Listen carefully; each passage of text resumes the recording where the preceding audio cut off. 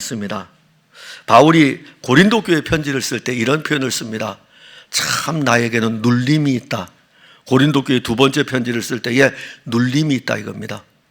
근데 그 눌림이 교회를 위하여 염려하는 눌림.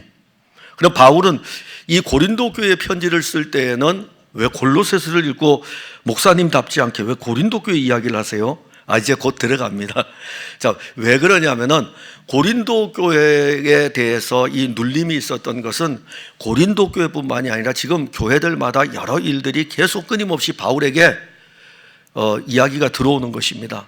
그러니까 바울은 세워진 교회들마다 이 일어나고 있는 다양한 문제들을 지금 다 받아들이고 있는 거예요. 그러면서 이 문제를 어떻게 풀어가야 될지, 결국 바울은 딱 터진 것이 고린도 후서를 쓸 적에 그 마지막 부분에 가서 나도 교회를 위해서 눌림이 있다. 나도 교회를 위해서 눌림이 있다라고 하는 그 표현을 쓰게 됩니다. 지금 이 골로새서는 어디에 있는 거죠? 고린도 후서가 쓰여지고 나서 고린도 후서가 3차 전도 에베소 교회에서 썼으니까는 이 골로새서는 3차 전도가 다 끝나고 로마로 압송이 돼가지고 로마의 감옥에 갇힐 때면 가택연금이죠. 로마 감옥에 갇혀 있을 적에 그때 교회들이 여러 어려운 문제들, 여러 상황들이 다 있는데 가뜩이나 고린도, 그 전에 고린도 후서를 쓸 적에도 교회를 위해서 근심하지 않을 수 없고 교회를 위해서 눌림이 있는데 에베소 교회 문제 있죠. 골로새 교회 문제 있죠. 빌립보 교회 문제 있죠. 거기에다가 자기 옆에 있는 오른팔 같은 충실한 이 빌레몬이라고 하는 이 사람이 있는데 이 빌레몬에서부터 도망쳐온 이 종이라고 하는 오네시모라고 하는 이 사람이 복음을 받아들인 거예요. 이 사람을 다시 빌레몬에게 보내야 되는데 그때 당시에 종이 주인에게서 도망을 치게 되면은 그 종은 주인에 의해서 죽임을 당할 수도 있을 만큼 위기의 상황입니다. 여기에 대해서도 또 근심할 수밖에 없고, 그래서 로마 감옥에서 에베소서, 빌립보서, 골로새서, 빌레몬서 4권의 편지를 씁니다. 그러니 바울은 로마 감옥에 갇혀 있는 상황 속에서도 늘 그리스도의 몸된 교회를 위한 눌림이 그에게 있었습니다. 이처럼 한 몸의 교회 공동체가 그리스도를 모퉁이 돌로 해서 함께 지어져 가야 하지만 교회 내에서 일어나는 다양한 문제들은 한 몸의 교회를 세워가는데 상당히 어려움이 있었습니다. 그럼에도 불구하고 교회는 안 되는 게 아니고 교회 공동체는 자라고 또 자랐습니다. 결국 교회는 사람에게 있는 게 아니에요. 교회의 머리는 예수 그리스도이기 때문에 그리스도 예수의 생명이 사람들 안에서 일함으로 말미암아 안 돼, 문제들이 많아, 그럴지라도 그 생명은 교회 안에서, 즉 성도들을 통해서 또 일하고, 그래서 오늘 우리 2000년이 지나서 지금까지 우리도 이 복음 안에서 있지 않습니까? 2000년의 시간 동안에 얼마나 많은 일들이 교회들 안에 있었겠습니까? 초기 기독교 공동체는 외부적인 박해의 요인으로 어려움을 겪은 것은 말할 수 없습니다. 로마 제국으로부터 박해를 받고 또 그런가 하면은 유대 종교로부터 박해를 받고, 이들은 어디를 가든지 간에 박해를 받을 수밖에 없고, 오죽하면 이들을 표현할 때에 외국인이라고 표현합니다. 오늘 여기 우리 혹시 외국인 있습니까? 외국인의 의미를 압니까? 외국인의 의미를 알려면은 제가 그 천안을 자주 가잖아요. 천안을 딱 톨게이트를 나가면은요, 톨게이트를 나가서 딱 들어가면은 무엇이 보이는지 압니까? 아주 대형 태극기가 펄럭입니다. 바람에. 저는 그것을 볼 때에요, 내가 대한민국 사람이구나. 양구의 조카가 군에 있을 적에 면회를 간 적이 있습니다. 조카가 면회를 갔는데 산불 조심이라고 써 있는데 다 빨간 깃발로 써 있는 거예요. 거기에 양구잖아요. 바로 위에가 철책선이거든요. 그러면서 무슨 생각을 했냐면은 저 깃발이 북한 깃발이면은 나는 지금 이 운전을 하고 있는 이 상태에서 얼마나 지금 답답할까. 근데 다시 이렇게 보니까는 북한 깃발이 아니고 산불 조심인 거예요. 도로에 다 있는 거예요. 초기 기독교 공동체 성도들이요, 외국인이라는 이 이름으로, 외국인으로, 그리고 나그네로, 그렇게 불려졌어요. 외국인으로 나그네로. 그것은 외부적인 박해가 그렇게 많은 것이고 그 외부적인 박해를 견디면서도 교회는 또 세워져 갔습니다. 그런데 외부적인 박해만 있었던 것이 아니라 내부적인 교회의 문제도 초기 기독교 공동체에 있었습니다. 여러분들은 어떤 게 더 힘들었다고 생각하십니까? 실상 외부적인 박해에 대해서는 교회 역사를 보게 되면 순교하든지 기독교는 나쁜 종교가 아닙니다라고 로마 제국을 향해서 글로써 변증을 하면 됩니다. 문제는 내부적인 문제죠. 내부적으로 일어나는 교회의 문제들은 어떻게 해야 될까? 그래서 교회 역사에서는 그래서 우리가 오늘 함께 고백했던 사도신경이라고 하는 이 고백이 등장하게 되고 성경, 신약 성경을 확립해야 되고 정경을 확립해야 되면서 66권의 성경을 확립하게 됩니다.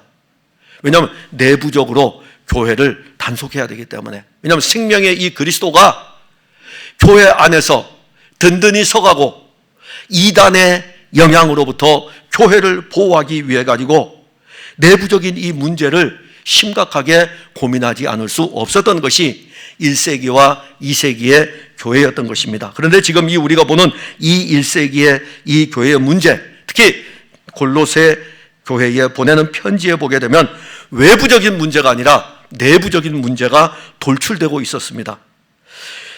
그 중에 하나가 유대인들인데 이 유대인들 중에 예수를 믿는 사람들은 어떤 사고를 가지고 있냐면 유대적인 영적 사고를 가지고 있습니다. 근데 이게 교회 안에서는요 허물 수 없는 심각한 문제예요. 골로새 교회만이 아니라 교회가 세워지는 곳마다 유대인들이 그 교회를 가는 거예요. 유대인들이 그 교회에 있고 또 유대인들이 그 교회에 들어가는 거예요. 출입을 하면서 유대인들이 가지고 있는 유대인들의 사고를 가지고 그리스도 예수를 믿음으로 말미암아 구원을 얻은 이 진리에 대해서 회방하는 일들이 일어나는 것입니다. 그리고 또 하나는 헬라의 사람들이죠. 그래서 헬라인들을 보게 되면은 이미 교회가 세워지는 곳곳마다 헬라의 영향 아래에 있습니다. 여러분, 이 교회가 지금 어디에 세워져 있죠? 이 세상 안에 세워져 있잖아요. 그러니까 그때 당시에 세상은 헬라 문화였어요. 헬라적 사고를 가지고 있고 헬라적 교육을 받고 있고 헬라의 문화가 활동하고 있고 그래서 헬라의 사상입니다. 우리 그거 배울 필요는 없어요. 이 2000년의 이 시대에 살고 있는데 왜 2000년 전에 헬라의 사고를 우리가 배우려고 합니까? 그거 배울 필요는 없어요. 지금 중요한 것은 그때 당시에 헬라 문화가 그렇게 기승을 부리고 있다면은 그 문화가 어디로 들어올까요? 당연히 교회로 들어오게 되겠죠. 교회에 들어오게 되는데 이 부분에 대해서는 바울이 언급할 때에 초등학문이다. 세상의 초등학문이다. 그러니까 세상의 초등학문도 교회를 든든히 세우는데 내부적으로 큰 어려움을 겪었습니다. 여기 우리 오늘 참 수능 시험을 끝내고 온 친구들도 있고 그런 친구들이 덜어 있습니다. 공부하느라 고생 많았어요. 수고 많았습니다. 참 우리가 이 시대의 자녀들을 어떻게 키워야 될지 어렵죠. 제가 여러분들에게 부탁드리고 싶은데 저한테 영적 과외비를 좀 그렇게 주세요. 매달. 제가 여러분들의 자녀를 밤새도록 공부시켜 드릴게요. 제가 세상에 내는 학원비의 50% 반값만 받을게요. 반값만 받고 여러분들의 자녀를 위해서 성경 공부를 가르쳐 드리겠습니다. 별로 관심 없죠? 그죠? 왜 관심 없을까요? 헬라 문화가, 세상 문화가 교회 안에 들어와 가지고 세상에 대한 것들이 우리는 이미 가득해 있습니다. 이게 교회 안에 있는, 그때 당시에 교회 안에 헬라 문화가 자리 잡고 있는 거예요. 그리고 헬라의 이 세상의 초등학문을 따르는 이들이 교회를 또 어지럽게 합니다. 그래서 바울이 골로새 교회의 문제를 접한 후에 그 문제를 이제 접하고 난 다음에 이 문제를 어떻게 풀어갈까? 그래서 골로새서를 쓰는 거예요. 이 문제를 어떻게 풀어갈까? 그래서 쓸 때에 먼저 문제를 풀기 전에 무엇을 보냐면은 이들은 어떤 존재인가? 지금 이 교회 안에 골로새 교회 안에 여러 문제들이 일어났는데 이들의 이 문제를 접근하기 전에 이 골로새 교회의 성도들은 어떤 존재인가라고 하는 영적인 본질을 먼저 보는 것입니다. 만일 그러하지 않았다면 바울은 골로새 교회를 향해서 감사의 조건을 찾을 수가 없는 거예요. 아니 내가 가지 아니하고 나와 함께 동역했던 에바브라가 거기에 가서 복음을 전했는데 이 복음을 전한 이들이, 복음을 배운 이들이 그리스도에게서 떠나고 있다? 그 이야기를 들을 때에 편지를 써가지고 바울이 그냥 어떻게 하겠습니까? 어떻게 너희들이 이 복음에서 속히 떠날 수 있느냐? 내가 너희들을 위해서 얼마나 기도하고 너희들을 위해서 얼마나 관심을 가지고 있는데, 이렇게 접근하기 전에 골로새 교인들의 영적인 본질은 어떤 존재인가? 그거 먼저 본 것입니다. 그거 먼저 본 거예요. 그래서 우리가 지난주에 살펴본 내용이 골로새 교인들의 영적인 본질 가운데 첫 번째가 그들의 믿음이었던 것입니다. 그들의 믿음. 바울이 옥중에서 이제 생각하잖아요. 이 문제를 이제 편지를 쓰면서 이들이 가진 믿음은 그리스도 예수 안에 있는 믿음이다. 그러면 이제 편지를 쓰면서 그 문제를 접근할 때에 이미 마음이 어느 정도 높겠잖아요. 저들이 여러 문제를 일으켰을지라도 저들이 가진 믿음은 그리스도 예수 안에 있는 믿음이다. 그리고 또 이야기하는 것은 그 믿음이 저들 안에서 열매를 맺었다. 그거 본 거예요. 그리고 더 나아가서 그 열매가 그들로 하여금 믿음을 자라게 하고 있다라는 것을 이야기하는 것입니다. 이게 바로 바울의 감사예요. 이걸 보지 못하면 감사할 수 없죠. 감사할 수 없어요. 여러분도 혹시 자녀를 키우지 않습니까? 자녀가 여러 가지 일들의 말썽을 부릴 때에 우리의 육신의 본성은 어떻게 나올까요? 욱하고서 벌써 나오잖아요. 우리는 이렇게 나오죠. 욱하고 먼저 나오고 난 다음에 한번 팍 부딪히고 난 다음에 냉전기를 갖게 됩니다. 냉전기를 가지면서 이제 생각하는 거예요. 자녀는 부모에 대해서 나를 낳아준 분, 부모는 자녀에 대해서 내 형상의 그 판박이, 이렇게 하면서 조금씩 이제 누그러지는 거예요. 욱하고 부딪히고 난 다음에 그렇게 가는 거고, 바울은 부딪히기 전에 먼저 쓸 때에 저들이 누구인가? 저들이 누구인가? 비록 여러 가지 영적으로 문제가 있지만은 저들은 이 영적인 본질이 그리스도 안에 있는 믿음을 가진 사람들이구나. 그래서 감사할 수 있는 거예요. 아니, 나타난 일들을 보고 속 썩이는 사람을 보고 누가 감사할 수 있겠습니까? 영적인 본질을 보니까는 감사할 수 있는 거죠. 그리고 나서 감사할 일에 대해서 하나만 이야기하는 것이 아닙니다. 믿음에 대해서만 이야기하는 것이 아니라 그 다음에는 사랑에 대해서입니다. 그래서 오늘 우리가 보는 것이 두 번째 시간으로 감사할 일이 있다 이겁니다. 두 번째가 모든 성도에 대한 사랑입니다. 4절에 보면 이는 그리스도 예수 안에 있는 너희의 믿음과 모든 성도에 대한 사랑을 들었으며, 여기서 우리는 모든 성도에 대한 부분을 이제 주목을 해야 됩니다. 그러니까 이 바울이 편지를 쓸 때의 이 모든 성도는 누구죠? 골로새 교회 모든 성도예요. 골로새 교회. 골로새 교회의 모든 성도인데, 골로새 교회가 성도들이 도대체 어떨까? 자, 우리 교회를 봅시다. 강원도 사람 손 들으세요. 저는 강원도 사람입니다. 그런데 여러분, 우리 강원도 사람이세요. 축하합니다. 감사합니다. 자, 만일 누가 우리 교회를 먼저 알려면, 이 교회를 알려면은 어찌 알아야 될까요? 여기에 강원도 사람도 있고 경상도 사람도 있고 전라도 사람도 있고 각도마다 여러 사람들이 있잖아요. 그러니까 우리는 이렇게 하면 돼요. 그런데 골로새 교회는 어떻게 평가해야 될까요? 유대인도 있고 헬라인도 있고 또 누가 있을까요? 아나톨리아 반도 투르키예의 그 중심이 골로새니까는 투르키예의 중심에 골로새가 있는데, 그러면 소아시아의 주민도 거기 있을 것이고, 그럼 그들은 이미 본토인들도 있고 헬라인들도 있고 유대인들도 있고 인종적으로는 그렇게 구성되어 게 골로새 교인들입니다. 그 다음에 또 하나가 있어요. 이 골로새 교인들은 유대인으로서 예수 믿는 사람이 있고 헬라인으로 예수 믿는 사람이 있고 또 본토인으로 예수 믿는 사람이 있습니다. 그러면 골로새 교인들은 어디에 취약할까요? 유대주의적 사상이 들어올 때에 제일 취약합니다. 왜냐하면 유대인으로서 살아왔다가 유대인은 예수를 배척을 하는데 이 유대인들 중에서 예수를 믿는 사람들이 있는 거예요. 그들이 골로새 안에서 함께 한 몸의 교회로 세워갈 때는 아무 문제가 없는데, 유대주의자들이 골로새 교회 안으로 딱 들어오는 순간에 무엇이 하나가 같이 연결이 될까요? 유대주의가 연결이 되는 것입니다. 그래서 이 골로새 교인들이 유대주의 사상이 침투하여 들어올 때에 미혹에 넘어갈 수 있는 요소가 있었습니다. 그래서 바울이 이러한 것을 지금 골로새서에서 다 쓰고 있어요. 그래서 오늘 성경은, 오늘 본문, 오늘 설교는 여러분들에게 골로새서를 그런 부분을 파서 이렇게 알려드리는 겁니다.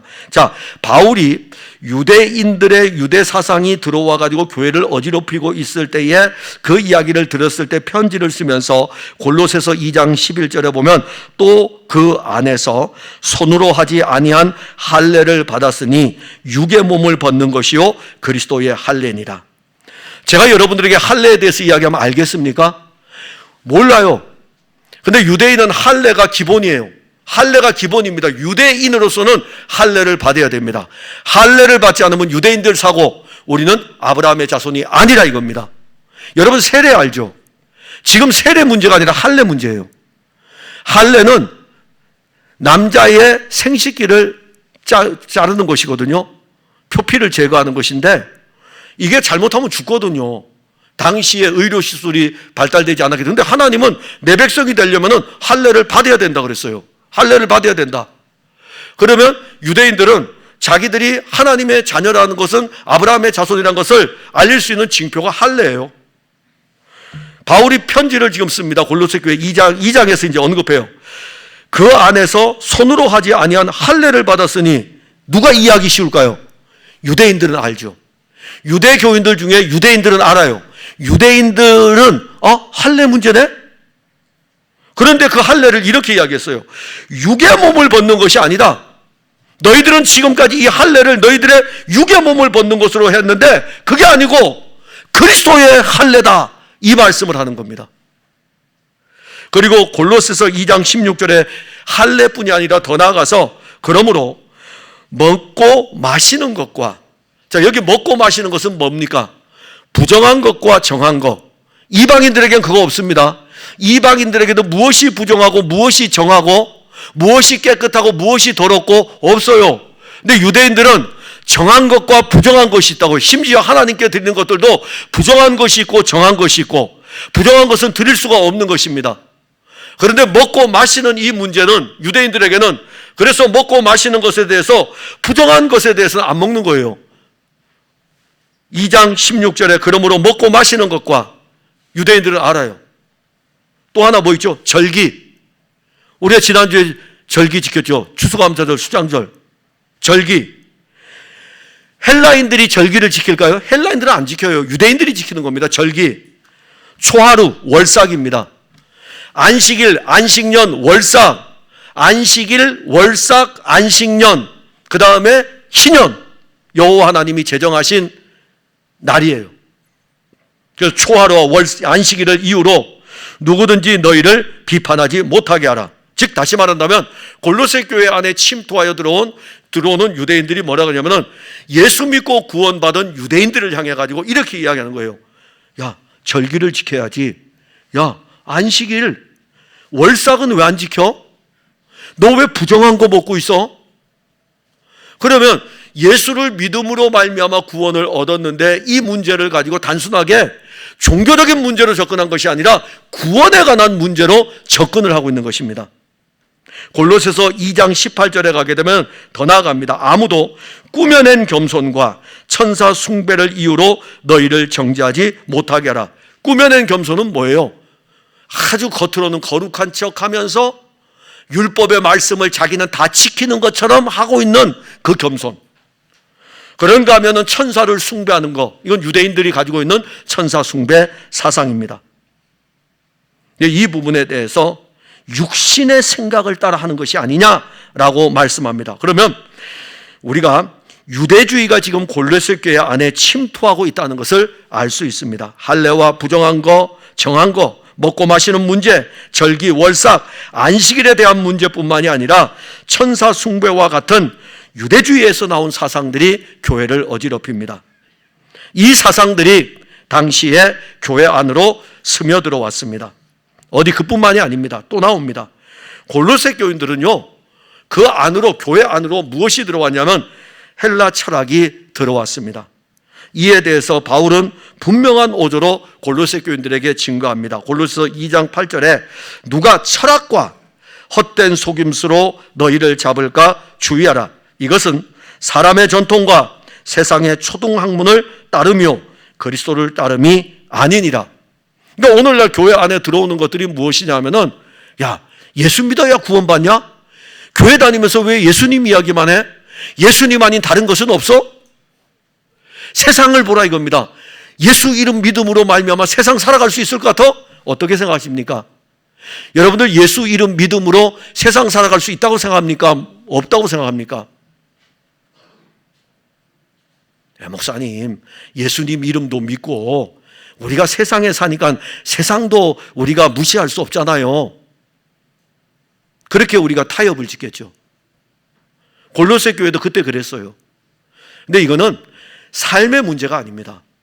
삶의 문제로 들어와서 신앙을 변질시켜버리고 신앙을 병들게 하고 신앙을 혼잡하게 만들어버립니다. 그러니까 여러분들이 단순하게 세상은 먹고 사는 것이고 교회는 예수 믿고 구원받으면 이원론적 사고에서 벗어나야 돼요. 하나님의 아들 그리스도는 하나님의 아들 영원한 왕이셔요. 그분이 이원론적 사고를 가졌으면 굳이 육신을 입고 올 필요가 없어요. 그런데 그분이 왜 육신을 입고 와서 이 세상에 사셨을까요? 이 세상에 살 적에 제자들이 예수님 한 번 좀 혼 좀 내주시죠. 한 말씀만 하시면 저들 다 하늘로부터 내려오는 번개에 맞아가지고 다 죽을 텐데. 정말이에요. 그 놀라운 능력을 행하신 그분을 향해서 제자들이 하는 이야기가 도무지 저들은 말이에요, 예수님을 거역하고 있는데 하늘로부터 불을 한번 내려가지고 다 죽여버리라 이겁니다. 예수님이 육신을 입고 오신 것이 그것 때문에 오셨습니까? 아니잖아요. 그런데 예수님은 하늘의 영광이신 그분이 육신을 입고 이 세상에 사셨어요. 사실 적에 이 세상과 동화했습니까? 이 세상하고 자기의 사상하고 혼잡하게 만들었습니까? 아니에요. 정확하게 이 세상에 살면서 구분을 지었습니다. 아닌 것은 아니라 이겁니다. 아닌 것은 아니라 이거예요. 진리에게서 떠난 모든 것들은 아니라 이겁니다. 그런데 이 골로새 교회 교인들은 세상의 초등학문을 따라가는 거예요. 세상의 학문을 따라갑니다. 그러니 교인들이 안 흔들리겠습니까? 지금까지 배웠던 것은 예수 그리스도에 대한 것이고 예수 그리스도를 믿음으로 말미암아 구원을 얻었는데 유대주의의 영향이 들어오죠. 헬라 철학의 영향이 들어오죠. 막 교인들이 막 흔들리는 거예요. 그게 그렇게 해서 되겠어? 라고 하면서. 그래서 바울은 흔들리는 골로새 교인들에게 그리스도 안에 뿌리를 박아야 된다. 그리스도 안에 뿌리를 박아야 된다. 그리고 그 안에서 행하여야 된다. 믿음에 굳게 서서 흔들리지 말 것을 다시 한번 당부를 하는 것입니다. 그렇다면 우리가 이제 봐야 되는 것은 바울이 골로새 교인들에게 편지를 쓰면서 그 편지에서 모든 성도에 대한 사랑이 무엇인가라는 것을 알 수 있습니다. 골로새 교인들은 예수 그리스도 안에 있는 믿음을 가지고 있는 것이 분명합니다. 그런데 어떤 성도들은 유대주의적 사상에 끌려가고 있고 어떤 성도들은 세상의 초등학문에 끌려가고 있고 그런데 끌려갈 뿐만이 아니라 그들이 가지고 있는 믿음이 흔들리고 있는 것입니다. 그래서 이 모든 성도에 대한 사랑은 흔들리고 있는 믿음을 가지고 있는 성도일지라도 그들을 사랑하는 사랑입니다. 다 흔들리고 있죠. 주 예수 그리스도를 믿는 믿음을 가진 성도들이라면 그 성도들에 대한 사랑, 그러니까 그 성도들이 믿음 안에 있음에도 불구하고 계속 그들의 믿음을 흔들고 있는 세력들이 언제든지 존재한다는 것을 알려줍니다. 그래서 야고보는 우리가 지난주 설교 때 말씀드렸듯이 그 편지를 통해서 믿음의 시련이다. 믿음의 시련. 믿음이 흔들리는 것은 육신의 연약함이 여전히 자리 잡고 있기 때문입니다. 특히 골로새 교회에 침투한 이 유대주의적 사상과 세상의 학문은 성도들을 그리스도에게서 더욱 멀어지게 합니다. 만일 이것을 그대로 방치하면 어떨까요? 믿음의 공동체가 되지 않고 종교의 공동체가 됩니다. 유대주의 공동체가 되는 거예요. 이걸 그대로 방치하면 믿음의 공동체가 아니라 세상의 공동체가 되는 것입니다. 골로새 교회는 이 흔들리는 성도들을 그대로 내버려 두지 않았습니다. 그럼 어떻게 했을까요? 성도의 모든 성도에 대한 사랑, 즉 그들을 사랑으로 붙들었습니다. 그들의 사랑이 아직까지는 골로새 교회를 지탱하는 힘이었던 것입니다. 그래서 바울은 편지를 쓰면서 골로새 교인들의 이러한 사랑에 대해서 감사하고 있음을 봅니다. 모든 성도에 대한 사랑, 그 사랑은 연약한 믿음을 가진 성도들을 세우는 힘입니다. 그 사랑은 잘못된 사상이나 세상적인 문제들을 교회 안으로 가지고 들어와서 그 문제들을 그대로 봉합시키는 것이 아니라 예수 그리스도의 바른 복음을 통해 가지고 바르게 세우는 것입니다. 그래서 골로새 교회의 연약은 어디에 있었냐면은 다른 데 있었던 것이 아니라 본질의 문제였던 것입니다. 모든 사랑은 어디서 나옵니까? 믿음에서 나오는 것입니다. 골로새서 2장 6절에 보면 그러므로 너희가 그리스도 예수를 주로 받았으니, 그리스도 예수를 주로 받았다. 그리스도 예수를 큐리오스로 받았다는 것입니다. 큐리오스라는 이 자체의 용어는 누구에게 쓰여지냐면은 로마 황제에게 쓰여지는 거예요. 그러니까 그리스도 예수를 왕으로 받은 것입니다. 그리스도 예수를 주인으로 받은 거예요. 받은 겁니다. 노력해서 얻은 것이 아니고 받은 거예요. 선물입니다. 자기의 공로가 아닙니다. 여러분들에게 예수 그리스도가 왕으로 오신 것이며 여러분들에게 예수 그리스도가 주어진 것입니다. 공짜로 받은 것입니다. 그 공짜로 받은 그리스도가 우리에게 오셔서 우리의 주가 되셨어요. 받았어요. 그럼 받았으니까 그분은 우리 안에 계십니다. 그분이 우리 안에 계시니까 거기에 뿌리를 박고 있으라 이겁니다. 거기에 뿌리를 박으면 그 믿음이 흔들리지를 않습니다. 왜 오늘날 성도들의 믿음이 흔들리냐면 예수 그리스도에게 내게 그리스도가 선물로 왔는데 선물로 온 그리스도에게 뿌리를 내린 것이 아니라 그리스도에게 뿌리를 내리지 않고 엉뚱한 데에다가 뿌리를 내리고 있다고요. 옛날 내가 해왔던 종교에다가 뿌리를 내리고 있고 세상에다가 뿌리를 내리면서 내가 믿음 가지고 있다고 하니까 이게 뭐 제대로 뿌리를 내렸습니까? 흔들릴 수밖에 없죠. 이 뿌리는 어디에 내려놔야 되냐면은 우리가 거저받은 그리스도에게 뿌리를 내릴 때에 그리스도가 우리를 붙들어주고 있고 그리스도가 우리를 지탱하는 것입니다. 그러면 조금도 흔들림이 없는 것입니다. 많은 성도들이 왜 신앙생활하다가 흔들립니까? 그리스도를 선물로 받았는데 여기에 뿌리를 내리지 않고 엉뚱한 데다가 자기가 40년 동안 교회 생활한 데다가 뿌리를 내리고 있다니까요. 그리고 세상 가운데 뿌리를 내리고 있어요. 그럼 이것이 무슨 힘이 있겠어요? 결코 이것은 30배, 60배, 100배의 열매를 맺을 수가 없는 것입니다. 여기에 내려야 돼요. 그런데 이것에 뿌리를 내릴 수 있도록 예수 그리스도를 주로 받았으니 거저 주었다는 것입니다. 야, 너희들 거기다 뿌리 내요. 내가 너희들에게 거저 줄 테니까는, 내가 너희들에게 거저 갈 테니까는 너희들은 내 안에 뿌리만 내리면 된다고 말씀하는 것입니다. 모든 성도에 대한 사랑은 믿음의 열매입니다. 믿음이 열매를 맺는 것은 사랑입니다. 우리가 잘 아는 고린도 교회는 어떤 교회였습니까? 골로새 교회보다 고린도 교회는, 사실 골로새 교회는 본질적인 문제였다면 고린도 교회는 실제적인 문제였어요. 실제적인 문제인데 어떤 문제였습니까? 파당의 문제였어요. 그래서 바울이 똑같이 고린도 교회도 편지를 쓸 때에 그 교회를 향하여 편지 쓸 때에 파당의 문제입니다. 막 나누어져 있습니다. 그래서 이 고린도 교회 편지 쓸 때에는 한 몸의 교회에 대해서 이야기합니다. 한 몸의 교회에 대해서 이야기하면서 고린도 교회에서는 에베소 교회하고는 또 달라요. 에베소 교회는 둘이 유대인과 이방인의 문제예요. 유대인과 이방인 교인들의 문제이기 때문에 하나의 성전으로 이야기하고 있고, 고린도 교회는 어떤 문제냐면은 이건 유대인 이방인의 문제가 아니라 그 안에 일어난 유대인 이방인들이 다 섞여 있는데 그 안에 일어난 파당의 문제예요. 베드로파, 바울파, 아볼로파, 파당의 문제인 것입니다. 그럼 이건 또 어떻게 풀어야 될까요? 그래서 바울이 편지를 쓰면서 이 고린도 교회는 하나의 몸인데 이 하나의 몸에 많은 지체가 있다라고 하면서 이 문제를 그렇게 접근합니다. 그래서 고린도전서 12장 23절과 24절에 우리가 몸에 덜 귀히 여기는 그것들을 더욱 귀한 것들로 입혀주며 우리의 아름답지 못한 지체는 더욱 아름다운 것을 얻느니라. 그런즉 우리의 아름다운 지체는 그럴 필요가 없느니라. 오직 하나님이 몸을 고르게 하여 부족한 지체의 귀중함을 더하사, 즉 고린도 교회를 향하여 편지할 때에는 너희는 그리스도의 몸이요 지체의 각 부분이라고 12장에 언급합니다.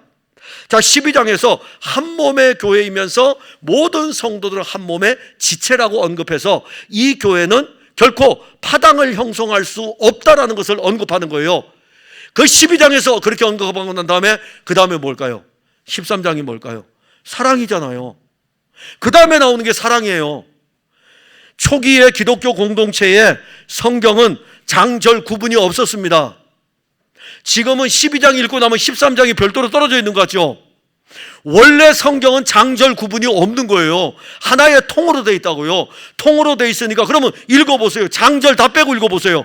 12장이 끝나고 나면 13장으로 이어지는 것이 자연스럽게 연결되잖아요. 13장이 뭡니까? 사랑이잖아요. 하나의 몸에 여러 지체가 있는데 파당을 형성하지 말고 사랑이라 이겁니다. 사랑. 모든 것은 사랑이라 이거예요. 교회 공동체는 사랑으로 가득하는 것이죠. 그래서 모든 성도에 대한 사랑을 내가 너희들을 향해서 편지를 쓸 때에 감사한다 라는 것을 거기에서 언급합니다. 그런데 이 사랑은요, 자기 편을 사랑하는 사랑이 아닙니다. 네가 내 편이니까, 네가 나하고 의견이 맞으니까 너하고 나하고 이렇게 잘 의기투합하면, 이런 사랑이 아니라니까요. 혹시 여러분들이 교회의 기관이라든가 아니면 교회에서 어떤 위원회에서 이렇게 같이 활동할 때에 저 사람은 내하고 의견이 맞기 때문에, 아니 난 저 사람하고 의견을 맞추어 가지고 한 편을, 한 몸을 만들어야 돼, 여기 사랑은 그런 사랑이 아닙니다. 바울을 추종하는 세력과 아볼로를 추종하는 세력과 베드로를 추종하는 세력들이 고린도 교회에 있는데, 만약에 이 사랑이 베드로를 추종하는 세력들끼리 같이 사랑하고 아볼로를 추종하는 사람끼리 서로 사랑하고 베드로를 추종하는 세력끼리 서로 사랑하고 그런다면은 이 사랑이 무슨 사랑입니까? 다 깨라 이겁니다. 그거 아니라 이거예요. 모든 성도에 대한 사랑은 바로 바울과 아볼로와 베드로파로 나누어진 이 사랑이 하나의 사랑으로 되는 것, 함께하는 사랑인 것입니다. 그래서 골로새교회 편지를 보낼 때도 모든 성도에 대한 사랑인 거예요. 헬라의 영향을 받은 세상 학문을 따라가는 성도라든가 유대주의의 영향을 받아서 오랜 전통을 따라가는 성도라든가 다 그리스도 안에 뿌리를 받고 그 안에서 함께 사는 사랑입니다. 그 사랑이 허다한 허물을 덮는 것입니다. 편을 나누는 사랑은 상대편에 대해서 시기하고 질투하고 비방하게 돼 있어요. 저는 우리 풍성한교회 성도들이 모일 때에 서로 비방하거나 질투하거나 시기하는 말로 인해서 사탄이 좋아하는 거기에 넘어가지 마시고, 사랑은 허다한 허물을 덮는다고 했으니 이 모든 사랑이 우리 성도들 안에서 일어난다면 정말 이것이 감사할 일 아니겠습니까? 이것이 바로 한 몸의 교회를 세우게 하는 믿음의 열매인 것입니다. 우리는 같은 믿음을 가지고 있습니다. 저와 여러분들 같은 믿음을 가지고 있다는 것은 같은 나라에 이르게 될 것입니다. 저하고 여러분들은 잠깐 후에 주 예수의 나라에 이르게 될 거예요. 그 나라에서 같이 또 만날 것입니다. 그 믿음이 오늘 우리 안에서 열매를 맺고 자라갑니다. 그 자람의 증거가 사랑인데 에베소서 2장 14절과 15절에 그는 우리의 화평이신지라 둘로 하나를 만드사 원수된 것 곧 중간에 막힌 담을 자기 육체로 허시고 법조문으로 된 계명의 율법을 폐하셨으니 이는 이 둘로 자기 안에서, 이 둘이 누구냐면 유대인과 이방인, 철천지 원수예요. 가까이 하지 않는 세력입니다. 그런데 이 둘을 자기 안에서 한 새 사람을 지어, 새 사람이 누굽니까? 새롭게 지어야 되잖아요. 어떻게 짓겠어요? 거듭나야 되죠. 거듭나야 돼요. 예수 그리스도의 생명으로 새 사람을 지어 화평하게 하는 것. 이게 에베소 교회에 보내는 또 편지예요. 주 예수 그리스도를 믿음으로 우리는 육신을 따르는 아담의 본성을 가진 사람에서 그리스도 예수의 사람으로 새롭게 태어나는 것입니다. 그러니까 여러분들이 에덴 동산에서 있었던 사건은 참 얼마나 그 사건이 우리에게 가만히 생각해 보세요. 거기 딱 2명의 성도밖에 없었다고요. 그런데 이것을 교회로 하면 2명의 성도고 가정으로 하면 남편과 아내고 이 2명의 성도밖에 없었는데 이 2명의 성도가 얼마나 아름답고 행복했습니까? 그런데 사탄의 영향을 딱 받는 순간에 어떻게 변하죠? 죄 때문에요. 죄 때문에요. 자, 그 말은 뭐죠? 나는 하와 입장에서는 그거예요. 하나님, 나는요 잘못한 거 없어요. 죄 때문에 그랬어요. 그랬더니 아담이 가만히 듣고 나니까 되게 화가 나거든요. 지가 먼저 먹고서 나한테 줘놓고. 그러니까 아담도 화가 나가지고 이건 더 화가 난 거예요. 이제 기분이 더 나쁜 거죠. 어떻게 합니까? 하나님이 주셨기 때문에 이제 거기까지 가는 거예요. 그건 더 화가 난 거예요. 이게 바로 최초의 교회의 모습이에요.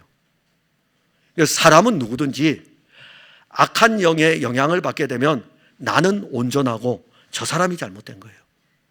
그런데 거기에 사랑이 있을 수 있겠습니까? 그게 바로 육신을 따르는 본성이에요. 아담과 하와만 가지고 있는 게 아니라 오늘 우리들도, 저도 가지고 있고 여러분들도 가지고 있어요. 이 문제 어떻게 해결해야 될까요? 그대로 둘까요? 아니에요. 그래서 새 사람을 입으라고 한 거예요. 그리스도 예수로 다시 태어나야 된다. 그것이 바로 요한복음 3장에 나오는 거듭남에 대한 것입니다. 육신으로 들어갔다가 육신으로 100번 태어나도 안 되게 돼 있어요. 예수 그리스도로 다시 태어나야 됩니다. 주 예수를 믿는 사람은 이제 그 사람이 영으로 새롭게 태어난 사람인 것을, 즉 여러분들은 예수를 믿는다고 했을 때에는 내가 예수의 영으로 말미암아 새롭게 태어난 사람인 것을 또한 믿어야 하는 것입니다. 유대인과 이방인이 한 몸의 교회를 이루는 것은 육신의 사람으로 되는 것이 아니고 새 사람으로만 가능한 것입니다. 새 사람은 그리스도 예수의 생명을 가진 사람이에요. 이 그리스도 예수의 생명은 종교에 막힌 담을 허물어 버립니다. 종교에 막힌 담을 허물 뿐만이 아니라 이 예수의 생명은 세상 초등학문에 막힌 담도 허물어 버리고, 더 나아가 고린도 교회에서 일어났던 예수의 생명을 가진 이 놀라운 은혜는 자기 편으로 만들기 위한 파당의 문제까지도 예수의 생명은 그 담을 허물어 버립니다. 다 허물어 가지고 어디로 귀결시킬까요? 그리스도 예수로 한 몸이 되게 하는 것입니다. 그리고 그리스도 예수로 한 몸이 된 그 사람은 그때부터 예수의 사랑으로 지어져 가는 것입니다. 그 지어짐이 누가 같이 지어져가요? 유대인도 이방인도, 바울파도 아볼로파도 베드로파도 다 그리스도 안에서 한 몸이 되어가지고 함께 지어져 가는 것입니다. 여기에 그 믿음의 열매인 사랑이 각 마디마디마다 생명의 윤활유로 작용을 하는 것입니다. 모든 성도에 대한 사랑은 육신으로는 할 수 없습니다. 제가 여러분들에게 만약에 성도들 사랑하세요, 예전에 목회를 할 때 그런 이야기도 들었어요. 제가 교회를 개척했잖아요. 개척을 하다 보니까 왔다가 가기도 하고 또 그런 분들이 있을 때에 어떤 분들이 저한테 목사님, 우리 교회는 사랑이 없어요. 그러면 정말 가슴이 아파요. 사랑은 본인도 안 하면서 왜 목사님 우리 교회는 사랑이 없어요? 아니, 자기는 사랑하지 않으면서 자기를 사랑해달라고 하는데 사랑을 안 주니까는 사랑이 없다는 거예요. 그럼 어떻게 하라고요? 저도 목회 초년생 때는 고민 많이 했어요. 도대체 그러면 이제 설교할 때 뭐라고 설교할까요? 여러분 사랑하셔야 됩니다, 이렇게 설교하겠죠. 근데 육신으로는 사랑할 수 없어요. 육신으로는 사랑할 수 없습니다. 육신으로는 안 되게 되어 있어요. 교회 공동체는 육신을 입은 성도들이 모여 있습니다. 그리고 육신으로 사랑하는 성도들이 또 같이 있습니다. 그런데 교회 공동체는 이보다 더 놀라운 신비로운 비밀이 하나 있습니다. 육신의 공동체와 비교할 수 없는 신령한 공동체입니다. 생명의 공동체입니다. 이 공동체의 생명은 사랑입니다. 그 사랑은 우리의 힘으로 할 수 없고 믿음의 열매로 맺는 것입니다. 그리스도 예수께서 우리에게 믿음을 열매를 맺게 하셨기 때문에 그 믿음은 자라가고 자라가는 것은 성도에 대한 사랑으로 나타나는 것입니다. 이게 감사해요. 그럼 골로새 교회를 볼 때 그거 본 거예요.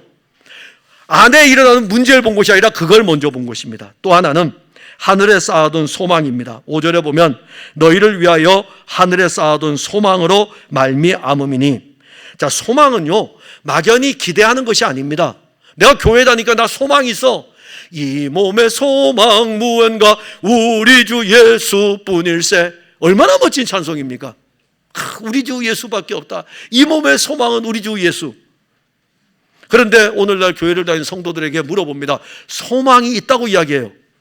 근데 소망이라는 것은 막연히 기대하는 것이 아니에요. 소망은 하나님 아버지께서 그리스도 예수 안에서 약속하신 모든 것들을 주심을 믿는 믿음을 가지고 있는 것이고, 그 하나님의 아들 그리스도가 아버지께서 약속하신 것을 이루실 것을 기대하고 기다리는 것이 소망입니다. 그래서 이 소망은 반드시 이루어지게 돼 있어요. 내가 소망한다고 이루어지는 것이 아니라 그리스도가 그것을 이루시기 때문에 기대하고 기다리면 되는 거예요. 기대하고 기다리세요. 주 예수의 나라가 곧 임할 것이니까 기대하고 기다리셔요. 내일이면 오실 테니까 기대하고 기다리셔요. 아버지께서 그리스도 안에서 약속하신 것입니다. 기대하고 기다리시면 돼요. 이게 소망인 거예요. 믿음이 무너지면 믿음 안에서 가진 소망마저 위기를 만날 수 있습니다. 소망은 반드시 믿음의 기초 위에서 누리는 실제입니다. 그리고 소망은 믿음이 견고할 때는 흔들리지 않습니다. 바울은 골로새 교인들에게 편지를 쓰면서 이렇게 편지했어요. 너희를 위하여 하늘에 쌓아둔 소망이라. 골로새 교인들이 누릴 소망은 하늘에 쌓아둔 소망입니다. 근데 여러분들이 이 편지를 자세히, 본문을 자세히 보세요. 바울이 골로새 교인들에게 이렇게 편지를 써도 골로새 교회 교인들이 하늘에 쌓아둔 소망에 대해서 어떻게 할까요? 바울이 이 편지를 쓰고 있잖아요. 그들이 믿음으로 이미 가지고 있다는 것을 알기 때문에 쓰는 거예요. 만일 여러분들에게 제가 지금 물어봅시다. 답을 안 하셔도 돼요. 여러분, 하늘에 쌓아둔 소망이 무엇입니까? 라고 물어보았을 때 여러분들은 뭐라고 대답하겠습니까?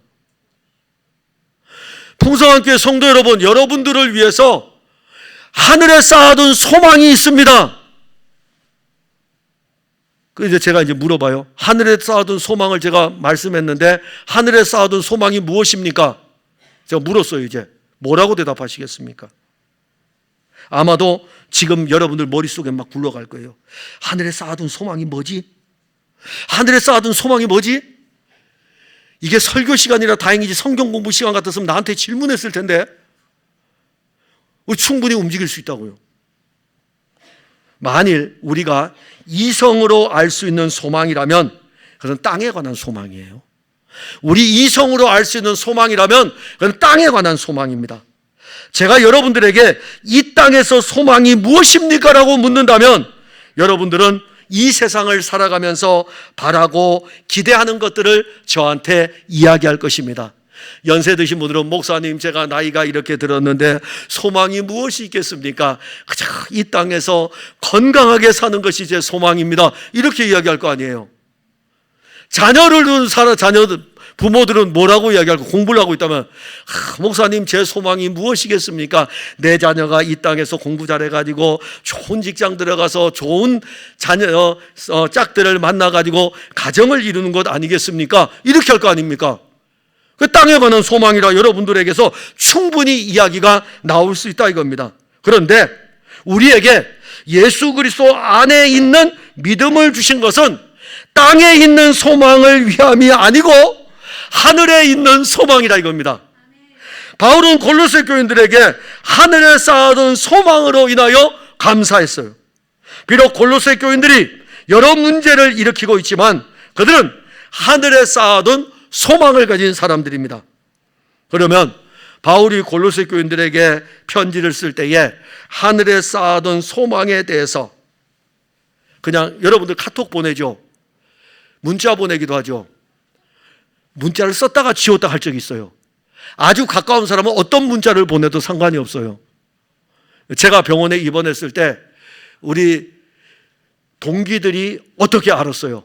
왜냐하면 제가 학교 강의 때문에 입원해 있기 때문에 대면 수업을 못하고 동영상 수업을 할 수밖에 없다고 학교 측에는 이야기를 했는데 그 이야기를 저를 가리킨 지도 교수님이 듣고 그거를 추수감사절 때 총동문회 예배를 드릴 때 우리 동기회 회장이 회장이거든요. 거기 총동문 회장이거든요. 알려준 거예요. 딱 목요일이 됐을 때 전화 온 거예요. 김 목사, 그럴 수가 있어 그러는 거예요. 왜? 그랬더니 아무 일 없어 그러더라고요. 아무 일 없어 그랬더니 아무 일 없는 게 아니지 그러더라고요. 그래 왜? 그랬더니 어떻게 그렇게 연락조차 하지 않냐고. 무겁기는 엄청 무겁네 입이. 그래서 제가 말하는 나는 순교할 때도 이렇게 무거울 거요. 그렇게 이야기하더라고요. 자, 제가 지금 이야기하는 것은 그렇게 이제 이야기를 하길래 제가 그 친구한테 뭐 아무 이야기는 안 했어요. 미안하다. 그 일일이 자세하게. 근데 또 그걸 통해 가지고 이게 우리 동기들 단톡방에 올라간 거예요. 그때부터 시작해서 이제 전화들이 막 오기 시작하는 거예요. 그 중에 하나 문자가 있는 거예요. 자, 문자의 답을 뭐라고 해야 될까요? 야, 다 치료받았어. 이렇게 쓸지 그리스도 안에서 평안을 전합니다. 기도해 주셔서 감사합니다. 이렇게 전할지 썼다가 지웠다가 썼다가 지웠다가 그렇게 했어요. 그래서 이제 썼어요. 그리스도 예수 안에서 평안을 전합니다. 기도해 주셔서 감사합니다. 내일이면 퇴원합니다. 감사합니다. 이렇게 보냈어요. 그런 문자가 있겠죠. 여러분들도 문자나 카톡 이렇게 쓰다가 지워본 적 않습니까? 그거 왜 썼다가 지울까요? 저 사람에게 이 글자가 혹시 오해가 되지 않도록. 그죠? 글이기 때문에 혹시 오해가 될 수 있거든요. 오해가 되지 않도록. 그래서 썼다가 지우기도 하거든요. 그럼 바울이 지금 골로새 교회 편지 쓸 때에 너희를 위하여 하늘에 쌓아둔 소망을 인하여, 이거 그냥 하늘에 쌓아둔 소망을 문장으로 넣었을까요? 글자로 넣었을까요? 그렇지 않습니다. 바울이 하늘에 쌓아둔 소망을 지금 언급하는 것은 일일이 자세히 언급하지 않아도 골로새 교인들이 가졌던 믿음은 하늘에 쌓아둔 소망이라는 이 단어를 들을 때에 하늘에 쌓아둔 소망을 알고 있는 거예요. 그거 이제 답을 찾아야죠. 그래서 5절 말씀 계속 봅시다. 5절 말씀을 보면 답이 나옵니다. 너희를 위하여 하늘에 쌓아둔 소망으로 말미암음이니 곧 너희가 전에 복음 진리의 말씀을 들은 것이라. 즉 하늘에 쌓아둔 소망이 그들에게 있다는 것을 바울이 어떻게 합니까? 그들이 복음 진리의 말씀을 들었기 때문에, 복음 진리의 말씀을 너희가 들었기 때문에 골로새 교인들이 에바브로에게 복음을 들었습니다. 에바브로로부터 복음에 대해서 배웠습니다. 그러면서 골로새 교인들은 하늘에 쌓아둔 소망이 하늘에 쌓아둔 것이 무엇인지 알게 된 것입니다. 그래서 하늘에 쌓아둔 이 엄청난 것을 알기 때문에 그 하늘에 쌓아둔 소망으로 골로새 교인들의 믿음은 자라갔습니다. 땅에 관심을 두었던 그들이 이제는 하늘의 것에 관심을 둔 신앙으로 자라가는 것입니다. 바울은 이러한 골로새 교인들을 알기 때문에 그들에게 하늘에 쌓아둔 소망에 대해서 자세하게 일일이 하나하나 기록하지 않아도 알고 있다는 것이죠. 그런데 거기서는 그렇게만 언급합니다. 그렇게만 언급하고 난 다음에 또 공급해요. 하늘에 쌓아둔 소망에 대한 걸 공급하는데 그게 골로새서 1장 9절부터 23절까지입니다. 이거 다 못 읽어요. 여러분들이 9절부터 23절까지 설교 끝나고 시간 되는 사람 한번 읽어보셔요.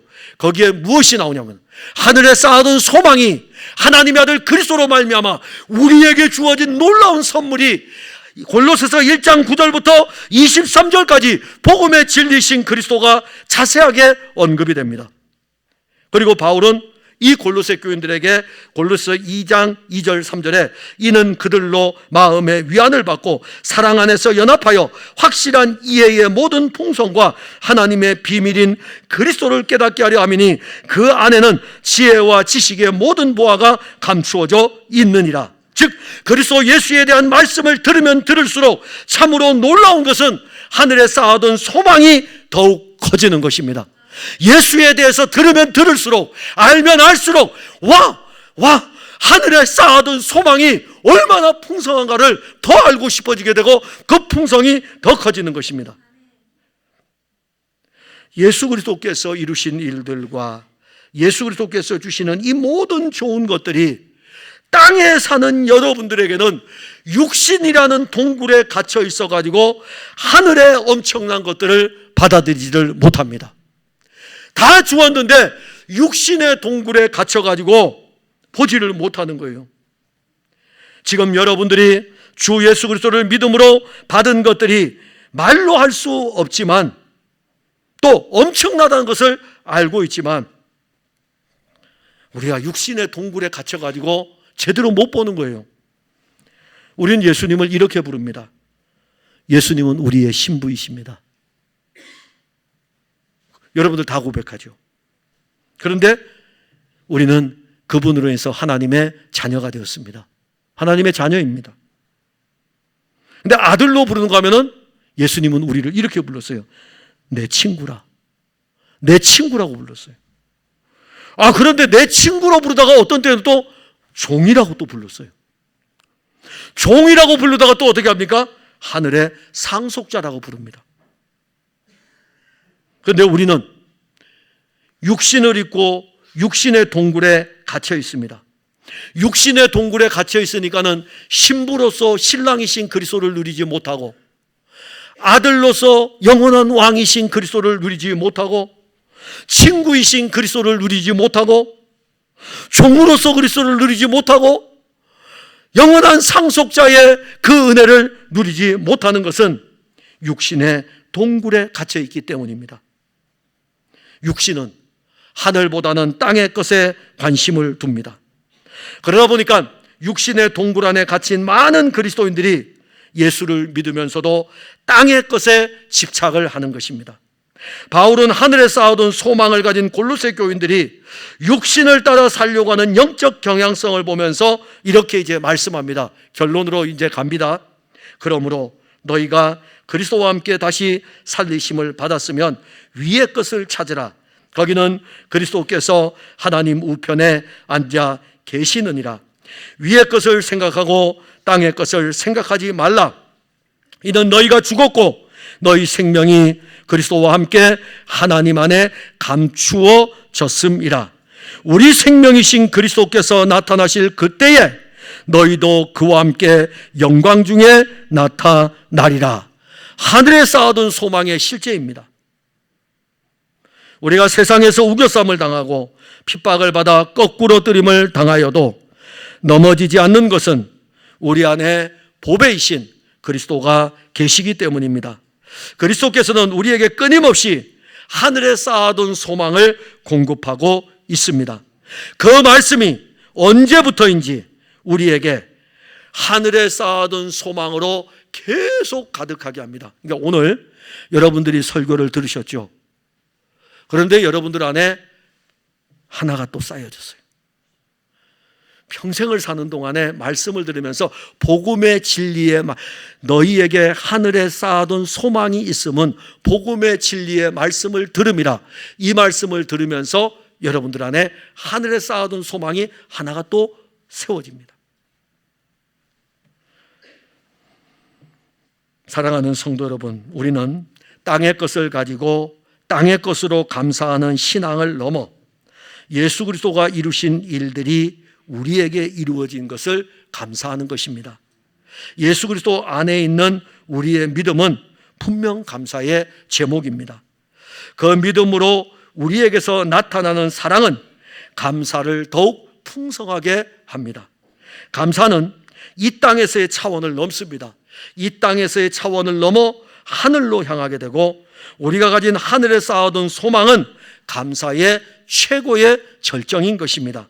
이러한 감사가 바울이 골로새 교회에 있을 때에 있다면 저와 여러분들에게도 서로가 서로를 향해 바라볼 때에 한 몸의 교회 공동체로 세워갈 때에 하나님 아버지께 감사할 수 있는 것은 우리가 동일한 믿음을 가지고 있고 함께 사랑을 하고 있고 하늘에 쌓아둔 소망을 위함인 것을 여러분들이 고백하고 누리고 실제이기를 바랍니다. 기도하겠습니다. 하나님 은혜와 사랑을 감사합니다. 우리에게 만일 누가 묻는다면 감사할 수 있느냐라고 묻는다면 우리는 무엇이라고 대답하겠습니까? 초기 기독교 공동체는 세상에서는 정말 많은 환난을 당하였고 어려움을 겪었으며 오히려 세상에서 그들이 출세할 수 있는 자리조차 없었습니다. 가진 것도 없었고 먹을 것 마실 것을 찾아다닐 수밖에 없었던 그들이었습니다. 그런데 그들은 믿음과 사랑과 소망을 통하여서 그리스도 예수 안에 있는 이 믿음으로 말미암아 모든 성도에 대한 사랑을 가지고 그리고 그 사랑을 함께 나누면서 하늘에 쌓아둔 소망을 바라보았던 것입니다. 이것이 그들에게 감사가 나올 수밖에 없었던 고백입니다.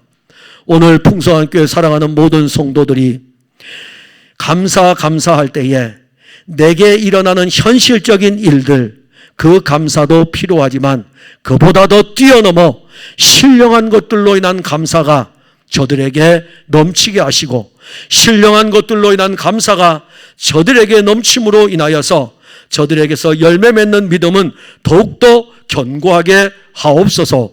예수님 이름으로 기도하옵나이다. 아멘.